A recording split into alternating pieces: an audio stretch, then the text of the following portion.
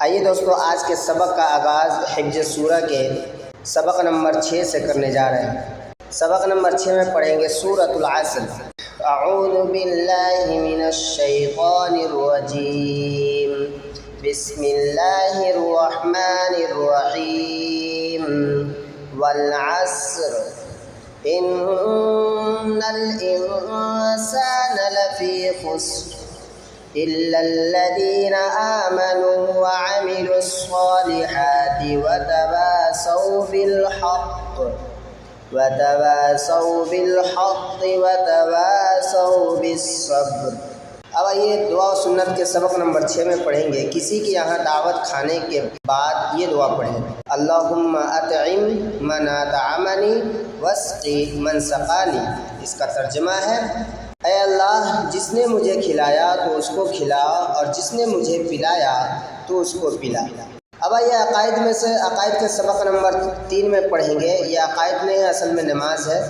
نماز کے سبق نمبر 3 میں سے پڑھیں گے دعائے قنوت۔ اس سے پہلے وطر کی جو ترتیب ہم لوگوں نے پڑھی تھی اس میں دعائے قنوت بھی آتی ہے، تو دعائے قنوت سارے لوگ یاد کریں گے تاکہ وطر کی نماز مکمل ہو سکے۔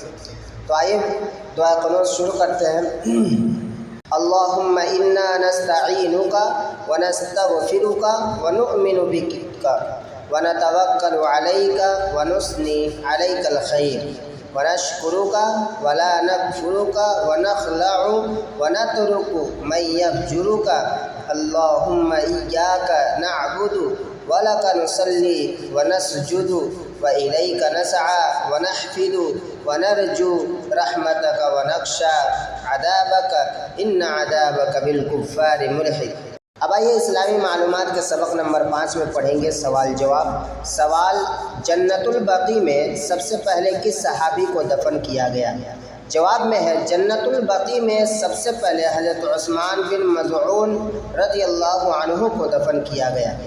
سوال ہے، وہ 10 صحابہ جن کو آپ صلی اللہ علیہ وسلم نے ایک ہی مجلس میں جنت کی خوشخبری سنائی، انہیں کیا کہتے ہیں؟ جواب ہے، وہ 10 صحابہ جن کو آپ صلی اللہ علیہ وسلم نے ایک ہی مجلس میں جنت کی خوشخبری سنائی انہیں عشرہ مبشرہ کہتے ہیں۔ سوال، اسلام کی سب سے پہلی مسجد کون سی ہے؟ جواب، اسلام کی سب سے پہلی مسجد مسجد قباء ہے۔ سوال، معراج کے سفر میں کس نبی نے امت محمدیہ کو سلام کہلوایا تھا؟ جواب ہے، معراج کے سفر میں حضرت ابراہیم علیہ السلام نے امت محمدیہ کو سلام کہلوایا تھا۔ سوال، صحابہ رضی اللہ عنہ مجمعین میں سب سے اچھے قاری کون تھے؟ جواب ہے، صحابہ رضی اللہ عنہ مجمعین میں سب سے اچھے قاری حضرت ابی بن کعب رضی اللہ عنہ تھے۔ اردو کے سبق نمبر 3 میں پڑھیں گے 7 حروف کے الفاظ۔ امیدوار، پیداوار، زمیندار، استغفار، روزہ دار، خیر خواہ، ٹمٹمانا، جگمگانا، شامیانہ، خوش قسمت، رہنمائی، تندرستی۔ پرانا امیدوار، رحم دل زمیندار، ننھا روزہ دار، خوش قسمت بچہ، چراغوں کا ٹمٹمانا، ستاروں کا جگمگانا۔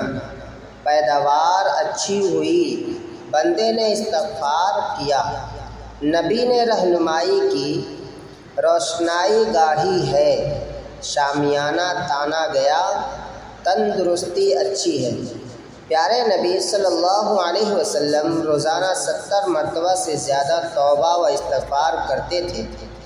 روزہ دار کے منہ کے بو اللہ تعالیٰ کے نزدیک مشک کی خوشبو سے بھی بہتر ہے۔